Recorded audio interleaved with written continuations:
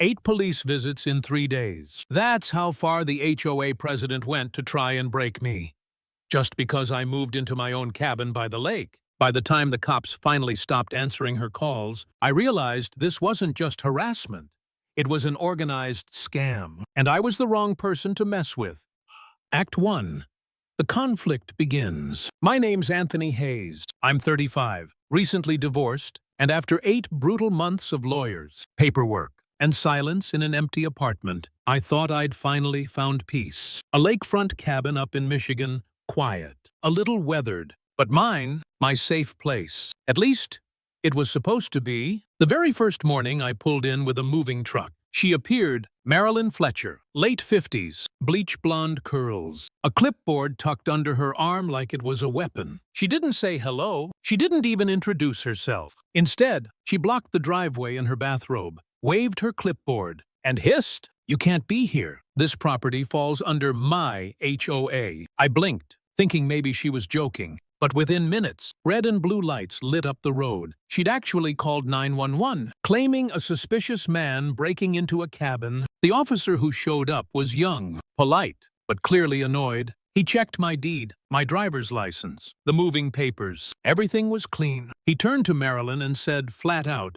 "Ma'am, you can't keep calling in false reports. This cabin is his." I thought that would be the end of it. Oh, how wrong I was. Because, over the next 72 hours, Marilyn dialed 911 7 more times, each call more ridiculous than the last, claiming I was running a drug ring, that I was terrorizing the neighborhood with a grill, even that I was plotting to build a dock without approval. I started keeping a log, time, date, the officer's name, because I could already tell. This wasn't some busybody neighbor. This was someone with a plan. Act 2. Escalation and the breaking point.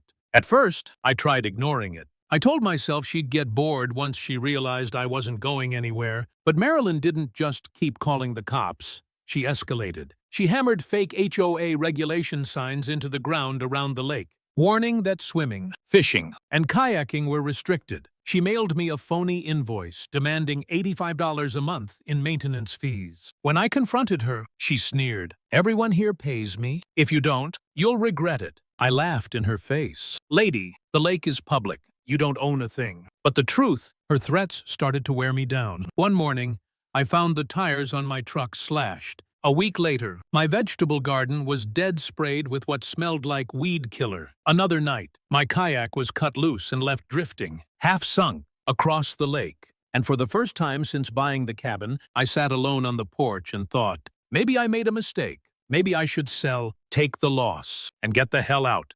I hated myself for even considering it. But after months of divorce court battles, I had nothing left in the tank. Marilyn had figured that out. She was good at targeting the weak spots. That's when fate stepped in. My neighbor, Tom, a quiet guy in his 60s, Army veteran, always mowing his lawn at dawn, showed up one evening with a thick folder in his hand. "I've seen her do this before," he said, his voice gravelly. "3 families in the last 5 years. She scares them off, collects fake fees, and then takes over their property until they sell cheap. Thought you might need this." Inside the folder were copies of invoices, phony HOA letters, even signed complaints neighbors had filed with the county. Marilyn wasn't just a nuisance, she was running a racket. And that folder lit a fire in me. I wasn't the guy who ran anymore. I wasn't going to let her win. I had a college buddy, Wilson, now working with the FBI's Public Corruption Unit. I scanned everything, emailed it to him, and asked just one question. "Tell me this is enough." His reply came fast.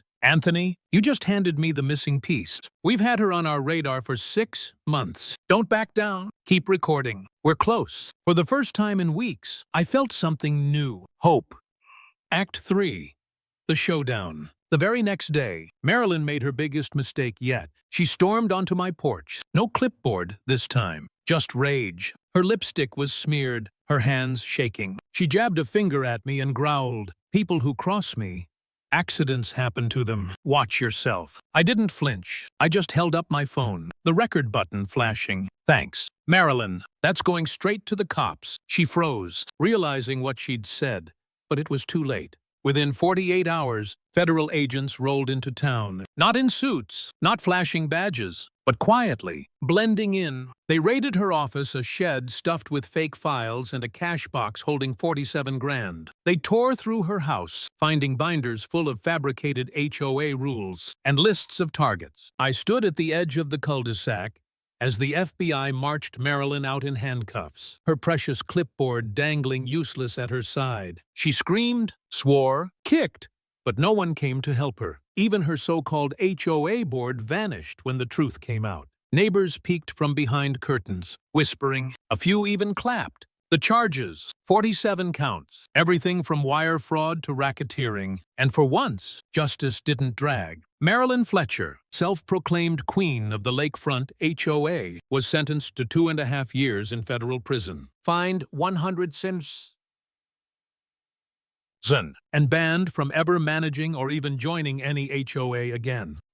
Ending and lesson. A week later, I sat by the water. No fake signs, no phony fees, no constant 911 call. Just the sound of the lake, finally mine. And I realized, bullies don't always kick down your door with fists. Sometimes they hide behind clipboards, rules, and fake authority. But the second you stop running, the second you stand tall and push back, they crumble.